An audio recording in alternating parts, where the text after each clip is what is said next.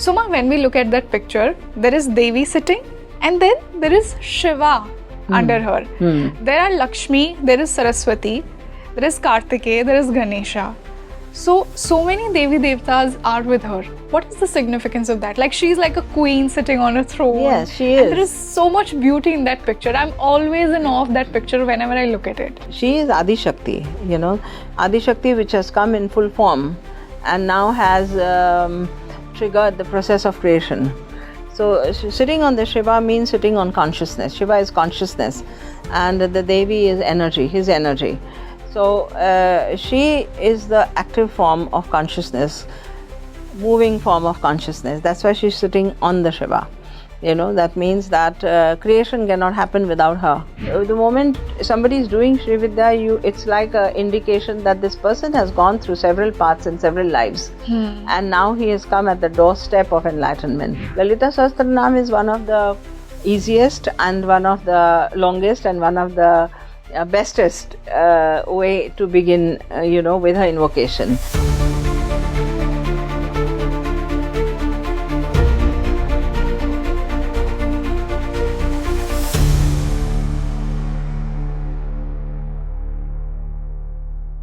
Hello and welcome back to your favorite spiritual podcast, Speaking Tree, and this is Rangoli Sharma with you. Another day, and I've brought to you another exclusive episode of our English series, Mystic Mind. The guest I have with me today, you've met her before as well, and one of the most beautiful podcasts we've given with her, the 10 Mahavidyas. So today as well, we talk about one of the Mahavidyas, Maa Lalita Tripura Sundari, and we talk about Shri Vidya. So many people know about Shri Vidya, they associate it with abundance, with inner realization, but what's beyond that? How to connect with Devi, how to connect to the ultimate form. How can you attract abundance and prosperity and overall growth through Shri Vidya in your life? Who can do Shri Vidya Sadhana?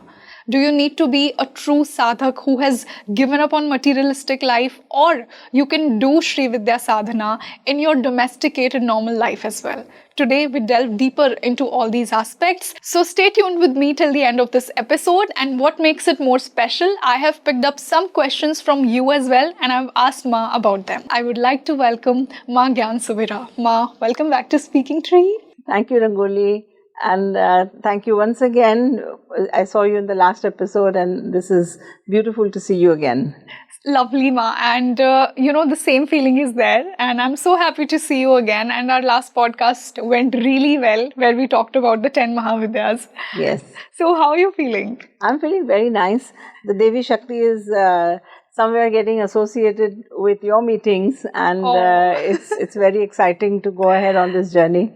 I look forward to speaking more about them in the coming episodes. Definitely, Ma. And the Devi wants to be talked about through you, I believe that. So, in the last podcast, the last time we met, you told me that out of the 10 Mahavidyas, Lalita Tripura Sundari is the one who is most called to. And that's why she's the one who quickly responds. Yes. So, as much as I understand about Shri Vidya, it's the Upasana of Maa Lalita Tripura Sundari. But that's in very basic terms.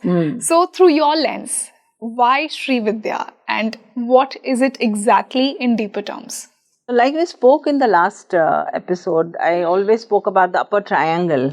In the upper triangle, you have Kali, Maa Tara and Maa Shodashi. And then come all the 7 realms of our universe, inside as well as outside, with Bhuvaneshwari and Bhairavi, Chinnamasta, Dhumavati, Baglamukhi, Matangi and Kamlatmika. Out of this, Shodashi is at the apex, at the point of the triangle. That means she is kind of an entry into this universe. And very powerful, therefore very powerful Devi for invocation. And over the centuries, her Vidya, this Vidya has become very, very popular. Consequently, the portal of energy. These Devis are all energy portals. And the more we give worship and attention, the more powerful the portal becomes. She's become a very huge portal. And the compositions which are connected with her, the Lalita Sahasranama, the Khadgamala and Soundarya Lahiri and many others, These compositions are so full of bhakti and devotion that over the centuries people have found enlightenment and found truth, and God realization has come very easily. So we have many schools, therefore, many schools, that take you into Shri Vidya. The Shri Vidya tradition is specific to Maa Tripursundari, Lalita. Lalitamba Gai, we say, so it is specific to that. Over the centuries, you see many different schools that take you through the same teachings in a different way, and very popular in India as well as abroad. A very elaborate, and it's a complete system within itself, complete path of enlightenment and realization. And in the whole story and gamut of Sri Vidya, you get to know everything about the universe, and about the creation, and about the Devi Shakti, her different forms, and the systems that have developed over the centuries. Some are very ritualistic, very systematic. Some are very, very surrendering and bhakti oriented, and some are very jnana yoga oriented. So different systems have evolved in all these centuries, and I think it is one of the most popular vidyas. Yes. As you told me. So, Ma, who can actually go for Shri Vidya? Like, is it only for a sadhak or a domesticated person, a person who is into a purely materialistic life can go after this? Yes, of course. Shri Vidya or any devta for that matter, to the proportion of how much you dedicate, surrender, worship, to that proportion you receive. Yeah. So when there is a prana ahuti of the sadhak, then realization is there. So when people are in household life and when they are in materialistic life, they worship, they pray for samriddhi, sukha sampatti, and they get that. It's a reciprocation system. It's a reciprocation system. If you are, if a person has, his worship is very sakam, sakam means full of desires, then he is showered with whatever he wants, but he doesn't progress to the absolute purity and to the absolute realization of God. He doesn't progress. It is only when a person becomes absolutely desireless, or having just a desire of darshan as his kamana, then only God reveals himself. So in normal household life, when people are worshipping gods, goddesses, they are asking for sukh samriddhi, for good health and overall prosperity, protection of the family, children. They get that. God showers you with whatever you are asking. If you ask him for him, then it will happen. So if you're seeking God, God will definitely reveal himself. So, Ma, how to reach to that level of absolute purity? Because as you said, so many people who go after Shri Vidya, they want it for abundance. Because as you said, it's for samriddhi. It's Shri. Yes, Shri. It's Shri. Shri means auspiciousness. Yes. So most of the people are have rajasic desires. Rajasic desires means that of affluence and power. And so there's nothing wrong in it. There is nothing wrong in it. We are born as human beings, and we are born with our basic desires as the foundation. The desires is a basic foundation of human life. It propels human life. So there's nothing wrong in having desires and pursuing materialistic desires. Absolutely. But one should understand that this is not the end of life. That's not the goal of life. Rather, after a point, how much food can you eat? How much money can you use? How many more houses do you need? And there's a lot to life beyond that. And so people, when they realize that after many lifetimes, the realization doesn't come in one life. Exactly. After many lifetimes of pursuance of materialistic life, the desire, the deep understanding and knowing comes that this is not. I'm not satisfied, I'm not happy, because all material possessions and material fulfillments do not give you the ultimate fulfillment. So then people are born, you take a life where you're desiring something more than material fulfillment. And the calling comes from inside. The calling comes from inside, that I'm desiring something that I don't know what it is. And is it money? No. Is it any kind of power, opportunity? What is it that you're desiring? The search for what I'm desiring takes you to the real desire of wanting to be one with God. So this comes after several lifetimes. So therefore, we don't say that it's bad to be desiring material prosperity or good health or protection for the family, overall happiness in the family. We can't say these are lower desires. They are desires, they're human desires. Basic human Yes, desires. basic human desires. Yeah. So, Ma, I will move to how to initiate Sri Vidya in your life. But before that, I want to ask a very valid question.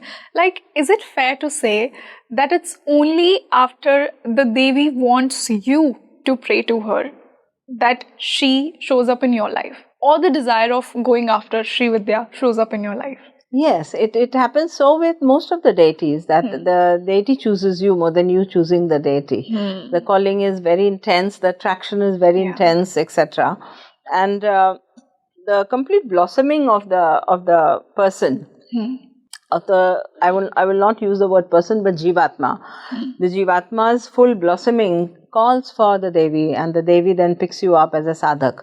There is an overall development and an overall blossoming that happens of the being. And after several lifetimes, he comes on a stage where every petal of his being is ready to open up very beautifully. And a lot of unnecessary stuff has to be dropped down from his system. That is when the calling of Sri Vidya comes. It's a very, very cleansing, very deep cleansing, and a very, very blooming kind of a sadhana. And does it only happen after several lifetimes? Is that so? Yes, it happens because Lalita Tripura Sundari resides at the crown. They say that her foot is on our crown, which means that the highest level of upliftment. However, it's not.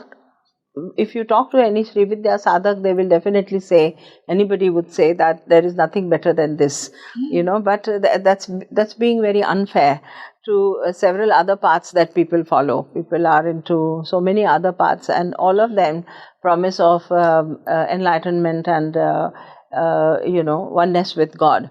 So Sri Vidya is particularly something that attracts a person who is at the doorstep of enlightenment, and she, that means Lalita, just takes you inside and reveals herself, through the Vidya, through all the rituals and enchantments which are there. She reveals herself, and therefore we say that it is of a very high degree. The moment somebody is doing Sri Vidya, it's like an indication that this person has gone through several paths in several lives, and now he has come at the doorstep of enlightenment. And this can be the last? Could be, depending on how seriously and how dedicatedly, with dedication, the person is doing the sadhana. It depends on that, yes. Definitely. So, Ma, now this is for my viewers, who I'm sure would be very interested, like how to start with Sri Vidya, how to start the upasana of Sri Vidya. There is a guru lineage system which surely should be there, especially in Sri Vidya. Sri Vidya, the tradition of Sri Vidya has always been from the teacher to the student. In the oral tradition, the students are initiated.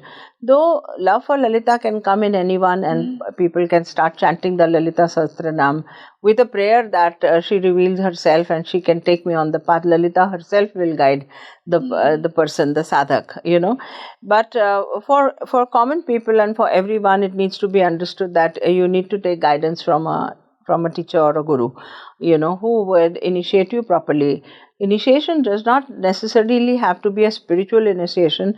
It could be a guidance, at least a systematic guidance to start the sadhana, and that also helps you and takes you a long way. If somebody has given you a step-by-step instruction of how you could start with the bhakti part of it, then Lalita herself will open up a path in detail as to what should be your path, because within Sri Vidya also there is a ritualistic path, there is a Mishramacharya path, there is a Vamacharya path, then there is sampradayas of the Dattatreya and Nath Sampradaya is there. So there are many different ways in which Sri Vidya is practiced.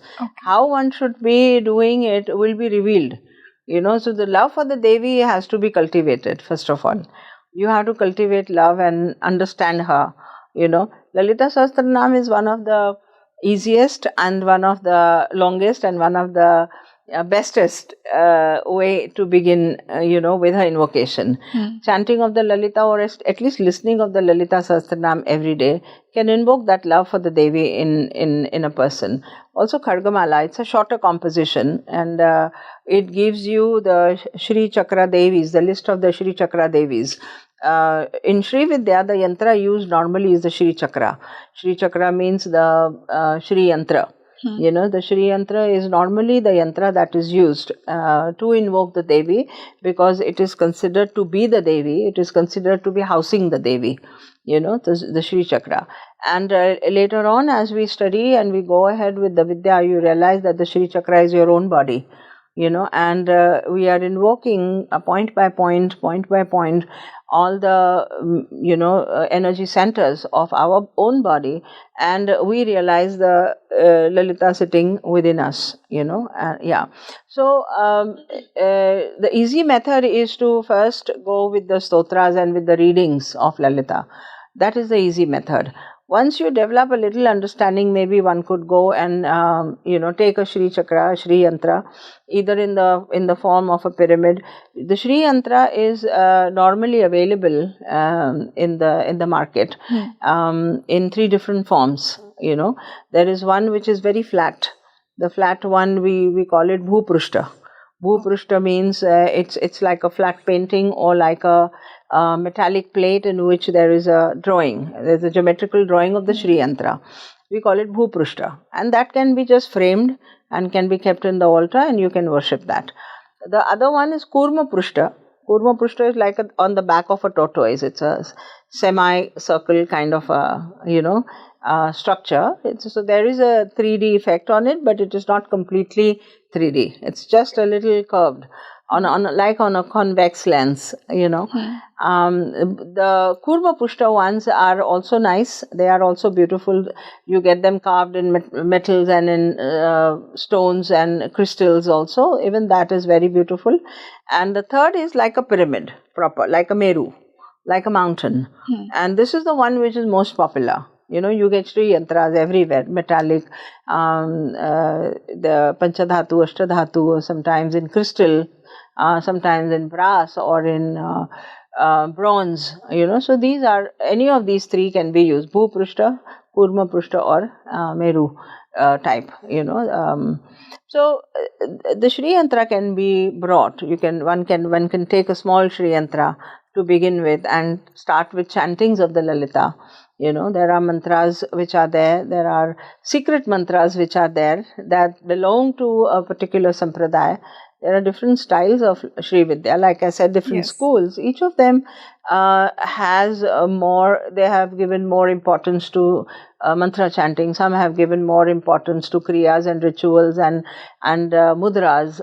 Some have given more importance to meditation. So different schools have different priorities set for the sadhak. But for someone who is not connected to any school, it's not a bad idea to begin with chants. To begin with a stotra chanting commitment every day and bring home a small Shri Chakra or a Shri Yantra. Of course, like you said in the beginning, what is the desire? What are you invoking Lalita for?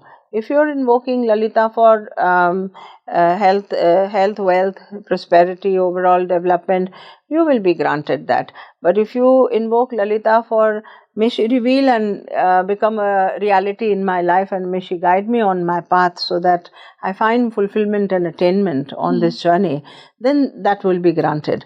So when a sadhak wants to begin the journey, then he should wisely think, what is it that I am asking? Am I asking something very petty, or should I take a very holistic approach to my sadhana? Where my feet remain on earth, but my head touches the heaven. Wow. Your desire should be so wisely and cleverly crafted that Ma, embraces you with love and gives you everything that is required for your worldly life as well as for your heavenly life. Because she is kind enough to grant you anything. Yes, because she is kind enough, yes. So, Ma, you talked about the different sampradayas and different paths. So, I want to know a little more about them and which one is best suited for what kind of sadhak. And by that I mean, like, if somebody, as I said, is living a normal domesticated life, a materialistic life, and another person is somebody who is so much into sadhana and not much into materialistic life. So out of these two people, which path is suited best for who?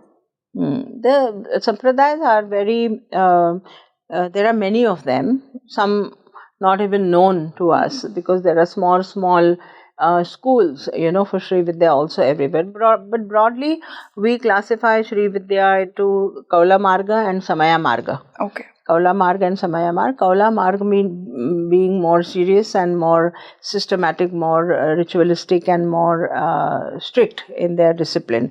In the Kaula Marg also you have Dakshina Margis, you have Mishramacharya and you have Vamacharyas.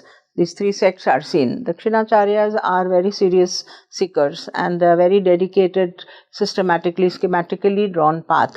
And these are normally people who don't deviate from the rules and regulations. Okay. Mishramacharya's are Bhakti and Jnana mixed. They are Mishram. Mishram means it's like a Madhyam. Yeah, it's like a Madhyam Marga. And Vamacharyas are more free. They are more free. We call the Dakshinacharya Marga as right hand Marga and Vamacharya Marga as the left hand Marga. They are more free, and they have Panchamakaras also allowed, and there are a lot of householders in them, and there are many things that are allowed in that Marga. The Samaya Marga, on the other hand, this was the Kaula Marga in which these three divisions are there. The Samaya Marga, on the other hand, has two main sects. One is Dattatreya and one is Nath Sampradaya. Okay. Yeah, the Dattatreya Sampradaya is where we belong to. The Mahaganpati Upasaks are there in this sect. Mahaganpati Upasaks, we do Upasana of Mahaganpati as well as the Devi. So Shri Vidya is definitely a part of our practice. And again, both these margas are very practical margas, and householders are there in this, and they are strict, but not strict to the point of leaving everything for this. We take everything together. We take all the responsibilities together in our bhakti. It is oriented bhakti and jnana. There is a beautiful mixture of bhakti, jnana and karma on this path. So is it like the Mishran Bhakti that we talked about? It's like the Mishramacharya, but Mishramacharya has rituals also, which are not so elaborately there in Samaya Marga. Samaya Marga does not have too many rituals. It has bhakti, but not very ritualistic. There is more of bhavana. There is more of bhavana and there is more of freedom, And so all these sects are good. One cannot and should not judge, because ultimately it is the love for the goddess and the goddess's love for you that matters. So all the paths are leading you towards that apex. So judging oneself as this is not enough, this is not complete, this is not something which should be done. That would be a wrong thing to say. They are good, these are good, everyone is good. Ultimately, it is the goddess that matters. Yes. And what about Nath Sampradaya? Nath Sampradaya is a very vast Sampradaya. They are loners. Many of them are loners, and they have their own inner journey. Okay. It comes in Samaya Marg only. Okay. It comes in Samaya Marg. So again, there is a lot of freedom, but they are mostly those who have they use tantric methods, to reach the goal, and many of these are self-developed rituals that they follow, and they're very sincere, very very sincere. In the Dattatreya Marg, you will find a lot of householders. Okay. Many householders are there. And as you said, these people are so much into their inner journey. So do they leave their responsibilities, or do they give up on the materialistic life? Is that so? Not in the Dattatreya Sampradaya. They are householders, and many of them are very devout and in household life, worldly lives, taking worldly roles. Nath Sampradaya maybe, yes. There are many who go on a very isolated path. Okay. And they are very committed, and they find their own path, journey and destination, so.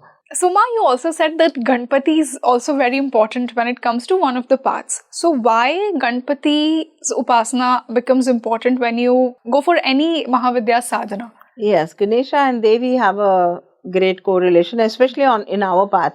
Like I said, Shri Vidya, the Devi Upasana goes alongside with Ganesha, because he opens the pathway the upasana of Ganesha opens the pathway, removes all the obstacles. And where are the obstacles? Are not anywhere outside. The obstacles are always inside of us.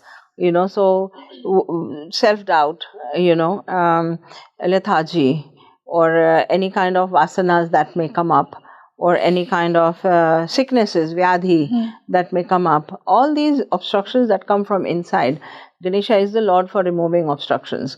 Though he ensures that these are not happening. So Ganesha Upasana is done side by side.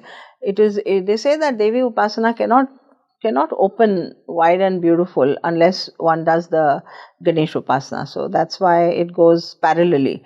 And they continue, all the Devi Upasaks continue the invocation starting with Ganesha always. Okay. So Ma, now this is for a new sadhak who is completely new to Shri Vidya. So are there any lifestyle changes that the sadhak needs to make, or some behavioral changes? How to actually start with the practice when he or she is actually living a very normal materialistic life and he does not want to go for a hardcore tantric path? Yes, that's a very beautiful question, Rangoli. You see, a commitment is the most important thing. That if I want to discover something or I want to realize something, I need to make a commitment. Any kind of a practice requires a commitment, a sankalpa. So when you take a commitment, then you need to take your entire lifestyle into consideration. That I'm working for 12 hours a day or 10 hours a day, and how much time can I take out? So it is expected that at least you take up half an hour to 1 hour for any sadhana to give you a tangible progress. Yeah. At least half an hour to 1 hour, which means that and this half an hour to 1 hour should be a combination of a little bit of reading, a little bit of bhakti, a little bit of meditation. It should be a good combination of this, depending on everyone's personal interest. Somebody likes to read more, then he can read more and meditate a little, or do a little bit of bhakti. So when you have decided, okay, I will spend about 45 minutes, let's say, every day on my sadhana, and I want so and so things to become more clear to me. So at every step you need to take a sankalp, and you need to have clarity of what you want. At every step, until you reach the apex of your bhakti. So for beginners, like you said, for beginners, it's important that you have clarity that why am I doing what I'm doing? Exactly. The intention. Yes, you need to have the intention that I want to cultivate love and bhakti in my heart. I want to have more clarity about what the Devi is, and I want overall happiness and progress in my life, in my career, in my domestic life, or finances, or whatever. All right. So intention is the first thing. Second thing is that you take a commitment of how much time you're going to spend. Yes. All right. Third thing, clarify what are the things you would do in these 45 minutes. That, okay, I'll read the Lalita Sahasranam every day. This itself would take half an hour, or at least 20 minutes if you start reading it very fast. For a newcomer, it's difficult to read the Lalita. People who have never read the Lalita Sahasranam, it's difficult, so you can stretch out little, maybe for the first 15 days or 1 month, I might take half an hour, but later I can finish it in 20 minutes. Or you can take a shorter composition like the Khadgamala. So reading, and then reading every day, at least for 5-10 minutes, something little about what you're chanting. That means the meaning part of it, etc., to understand what is the Devi. Yeah. Then bhakti. Now bhakti can be elaborate, it can be simple. Bhakti means your worship, the rituals that you're doing, or the conversations with the Devi that you're doing. This can be very little, this can be elaborate, depending on the person's choice. The simplest of the acts of bhakti is to light a lamp and to offer a flower. Okay. Or if a flower physically is not there, then offer a manas pushpam, mentally you offer yourself like a flower at her feet. So that very little ritual that you would want to do. And third would be definitely meditation. Meditation is an integral part and an important aspect of any upasana. Upasana word actually means meditation, in the earlier days, but now we take the word upasana in a more holistic, more stretched out manner. So all of this that you are doing becomes a part of your upasana. It should end with meditation. Meditation can be for 10 minutes, 15 minutes, 20 minutes, half an hour, whatever one can afford in time. So for a newcomer, he or she can take a picture of Lalita and frame it, or take a Shri Yantra, either a Bhu Prushta or a Kurma Prushta or a Meru Prushta. Okay. The pyramid one is most popular, considered to be very easy and nice to, with your rituals. So once the picture is established or the Meru is established, the Meru can be established in the beginning. Suppose somebody wants to start a sadhana, let him do this clarifying things first. How much time I will spend, how many rituals, etc. Let him do that first. Then he can take a Sri Yantra from outside and clean it first. Cleaning of the Sri Yantra is important. You can give it a bath with Panchamrut. Panchamrut is prepared with 5 amruts. That means we take a little yogurt or curd, a little raw milk which is not boiled, a little ghee, a little rose water or any essence, floral essence, and a little honey or sugar.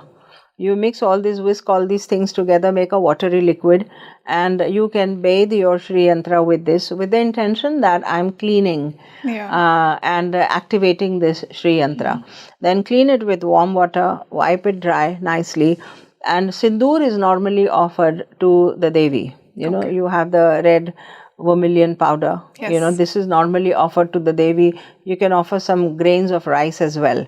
So in a small plate, one can keep the Sri Yantra, clean Sri Yantra in a clean plate, and offer Sindoor, light a lamp, offer a flower, and then sit and do your chant.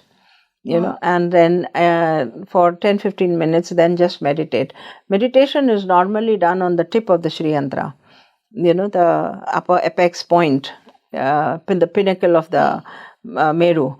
We do meditation on the pitch. That means you keep gazing the tip of the Sri Yantra. Visualize the Devi. You can meditate on the picture of Lalita as well. Yeah, that was my next question. Like, you can have a picture of Devi and look at her and well. Keep looking at the picture of the Lalita, and then close eyes and visualize her on the third eye. So it's like we do tratak in yoga, that you gaze at the flame of the candle for some time and then close the eyes and visualize the flame burning here on your brow. Similarly, Lalita's picture can be gazed at. You can do gazing and then visualize the picture on your third eye. Meditate for at least 15 minutes. This should progressively take the sadhak to a deeper level, and she will reveal to him what more he needs to do.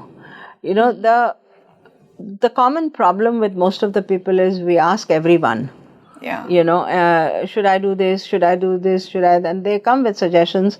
Many of them are very liberal in criticizing what you're doing and imposing upon something that they are doing, that you're not doing right, which is a common sickness. And a sacha sadhak, a true sadhak, should listen to his inner voice and do everything with utmost love and surrender. Surrender is at the end of any upasana, we say a kshama prarthana. Okay. There is a forgiveness prarthana which is noted in Sanatan Sanskriti. We say a small kshama prarthana. Even there is a long composition of kshama prarthana normally said for the Devi. There is a small kshama prarthana we say for Ganpati. Om anyatha sharnam nasti tvameva sharnam mama tasmat karunya bhavena rakshasva vigneshwara gatam papam gatam dukham gatam daridra evacha agata sukha sampatti punya cha tava darshanat yad akshara padabhrashtam matrahinam cha yad bhavet tat sarvam ksamatam deva prasida parmeshwara. It's a small forgiveness that not small. At least for yes, it's like if I would have done any mistakes in my offerings or in my pronunciation or in my ritual, then the Lord, please forgive me. And so as a small child, when you approach the deity, you should have the spirit of a small child. That I am full of imperfections and the Lord or the Devi is my parent and you will teach me how I should do your upasana. And so therefore taking too many suggestions from outside is not recommended. You can identify someone whom you trust and who you respect, and you can take some guidance from him or her. But asking every Tom, Dick, Harry for am I doing this right is not right. So yeah, you should not listen to every Tom, Dick and Harry. Yes. Listen to the Devi. She'll guide you, as you said. And Ma, I also want to ask, like, we talked about Devi, how to pray to her, but we also talk about Ganesha. So before doing the offerings to Devi, I think a Ganpati mantra. Ganpati mantra is always very nice. Always very nice. In fact, in some time when a newcomer starts, in some time he should come to mantra japa. The second stage could be mantra japa. In the beginning itself, Om Shri Ganesha Namah, or a small picture of Ganesha can be there with the Devi, which normally it is always there. Devi's picture, you'll always find a Ganesha there, so that can be kept in the mind. In the later stage, one mala of Ganesh mantra is also good along with the Devi mala. Mantra japa would come a little later, and they should start with mantra japa. For a beginner, let him or her make a proper timetable for how she would say the invocation in the beginning, then how she would do a chant, and then how she would meditate. Later on, make it little more intricate with adding japa, mantra japa, and some more Shri Vidya rituals are there. They can be added. Ma, I have heard from many people that, just like people, Ma also would take time to reveal into your life. Yes. Like, even if you start your sadhana, it would take you some good amount of time to finally feel her presence into your life, or finally get that what you desired from her. So how much time does she take? It depends on person to person. Normally it is immediate revelation. The callings, the callings start coming. Of course, there is some artificial intelligence involved in it. If your phone is lying there and you're doing the Lalita Sahasranam, in your next, as soon as you open the phone, you'll start getting reels about Lalita. There is a lot of artificial intelligence I'm sure involved. It's still listening now. It hears you. But that apart, there is a vibrational field, a huge quantum field that we are in. When you start invoking the love, it starts invoking inside. It's all about your inside. It's all about your inside. That means when the invocations are happening, you're thinking Lalita is out there somewhere and I'm invoking her.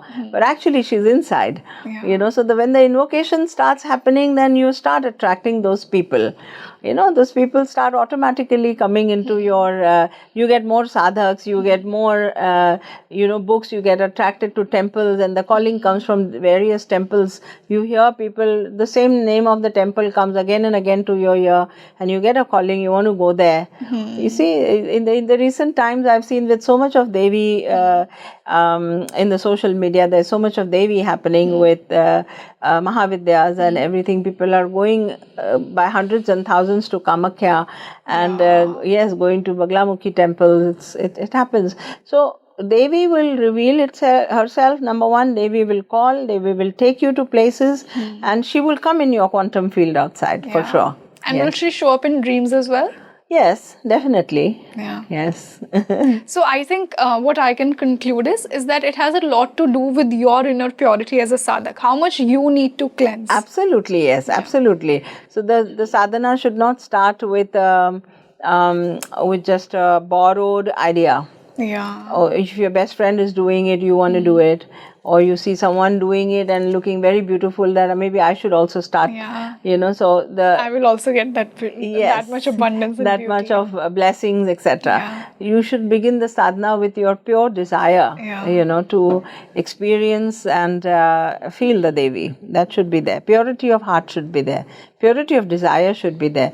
Material abundance is a byproduct. It will come anyway. Which you always aim for the highest revelation. One should aim for that. Material prosperity and abundance is the very nature of the Devi. Shri. Yes. When she reveals herself, everything glittering will reveal itself. So, Ma, when we look at that picture, there is Devi sitting, and then there is Shiva under her. There are Lakshmi, there is Saraswati, there is Kartikeya, there is Ganesha. So many Devi Devtas are with her. What is the significance of that? Like, she's like a queen sitting on a throne. Yes, she is. And there is so much beauty in that picture. I'm always in awe of that picture whenever I look at it. How? So the picture is basically of Maa Tripura Sundari, and which is Adi Shakti. She is Adi Shakti, Adi Shakti, which has come in full form and now has triggered the process of creation. So sitting on the Shiva means sitting on consciousness. Shiva is consciousness, Yes. and the Devi is energy, his energy. So she is the active form of consciousness, moving form of consciousness. That's why she's sitting on the Shiva. That means that creation cannot happen without her.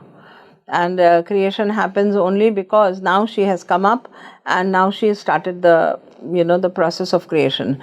All the gods and goddesses come through her. They come through her because at the onset of creation there is Shiva, there is Shakti, she Shakti.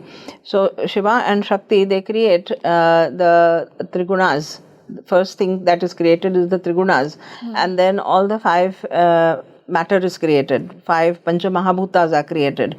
Then the process of creation starts. Gods, goddesses, different forms of gods and goddesses, and the entire lower, materialistic world is created. Gross world is created.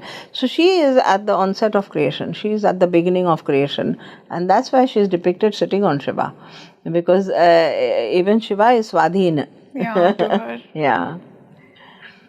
Shiva is at, it is like everyone is at her mercy because she is at the onset of creation. Yeah, beautiful.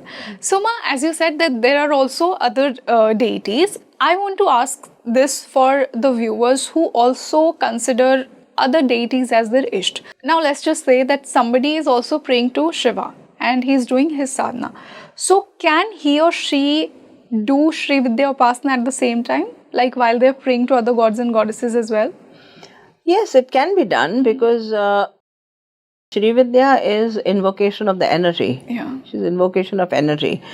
The point here is that when somebody is doing any Ishta Sadhana, Ishta Devta Sadhana, why is he doing it? Is he doing it as a matter of habit because it's there in the family, or is he doing it as a serious sadhana pursuing God realization? Yeah. If he is doing it as a serious sadhana pursuing God realization, he need not look here and there. He need not look here and there. But if he is doing it as a part of a family tradition and he is used to it and he doesn't know how this could be a progressive path, then he can simultaneously start Sri Vidya Sadhana, to take him towards the pinnacle of experiences.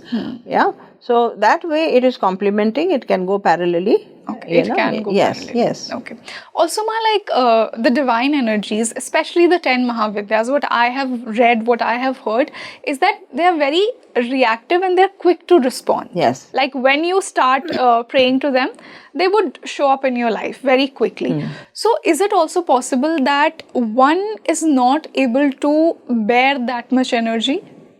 Does that happen? Because this is like intense energy. Yeah, but no, that doesn't happen anytime because unless you are capable of seeing, you won't see.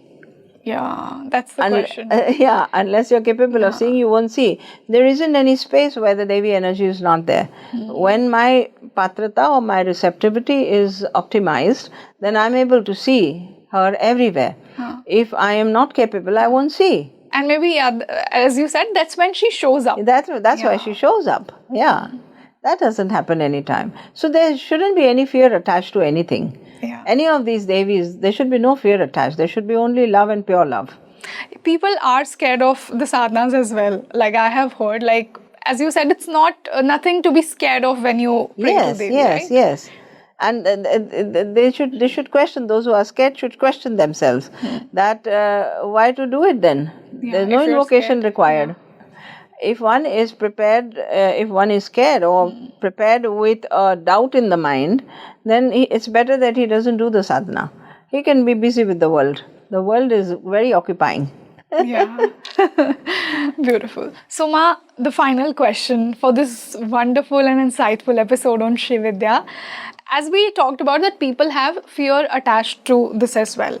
So, like, is it fair to consider Shri Vidya Upasana into pure Tantra? And why I'm asking this, because you also mentioned some Bhakti paths as well. So, is it fair to say that Shri Vidya Sadhana, somebody who is praying normally to Shri Vidya, that comes under pure Tantra? Yeah, it's a tantric path. Basically, it's a tantric path. Okay. But tantric path also there is a sattvic and a rajasic and a tamasic part. Okay. So most of the people who are in Sri Vidya Upasana, they take the middle path, which is the bhakti part. And then there are sattvic upasaks that take the path only to go deeper into meditation and deeper into realization. Very pure and a meditative path.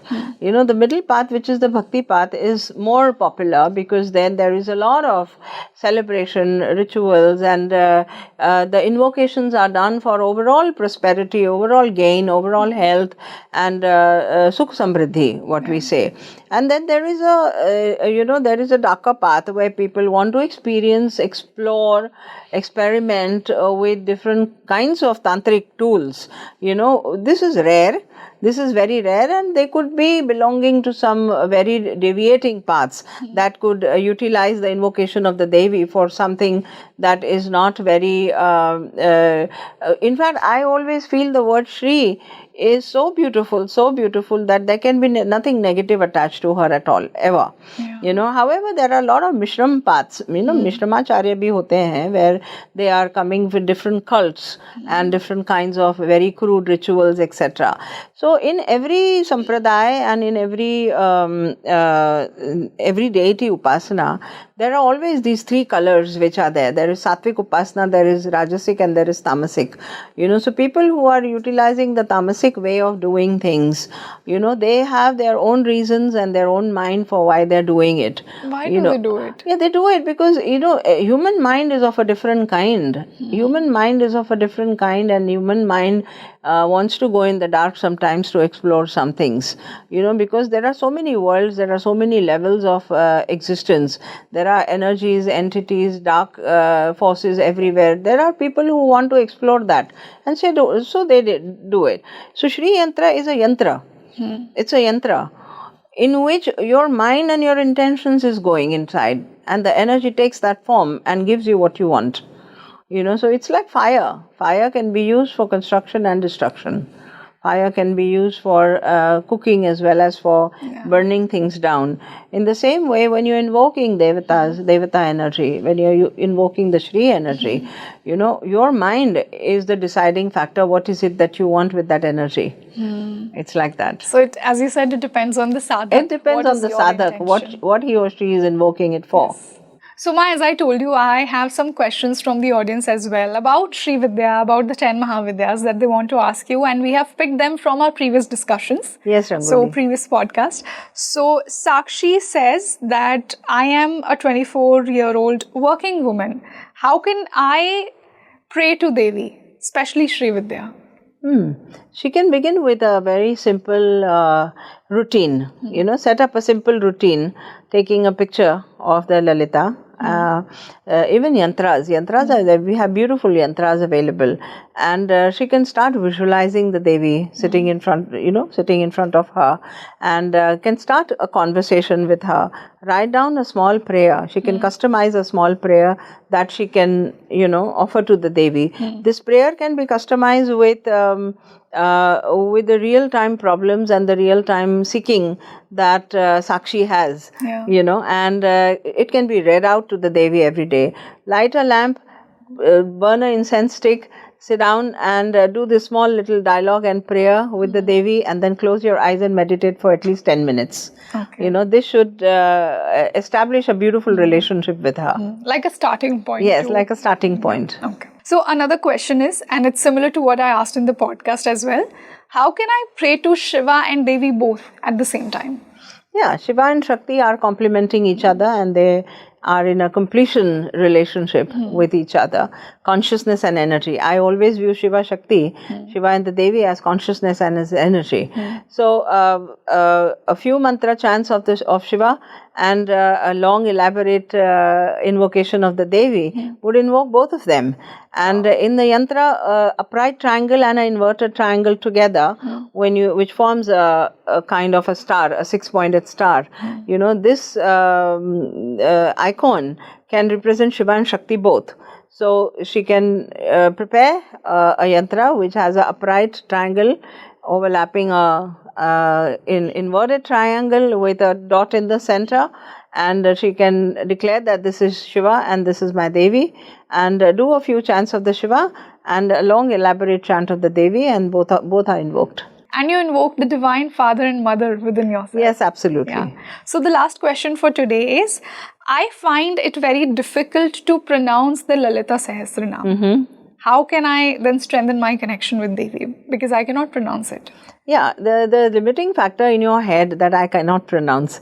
You know, there are so many chants on the YouTube, you could take a very slow chant and start reading, take a printout of the Lalita Sahasranama, and it would just take a little hard work that you take a printout and you play a YouTube video which has a very clear slow chant and start chanting with it. It will not take even a 1 week time for you to be able to read the whole Lalita. It's not simple. It's not difficult at all. It's very simple. It's just that most of the people, they will develop a block in the head that I can't pronounce. It's just a matter of doing it. Yeah. So thank you so much, Ma, for answering these questions. Thank you, Rangoli. And for this insightful and wonderful podcast for today. I absolutely loved it. Thank you. Thank you. So today was a myth-breaking podcast on Shri Vidya. We talked about different paths. We talked about different intentions with which you should go for Shri Vidya. What would Shri give you? How should you invoke her? How would Devi show her presence into your life? This is Shri Vidya for you. So do tell me how much you liked today's podcast and share it as much as you can. And I'll see you in another one. This is Rangoli Sharma with you. Thank you.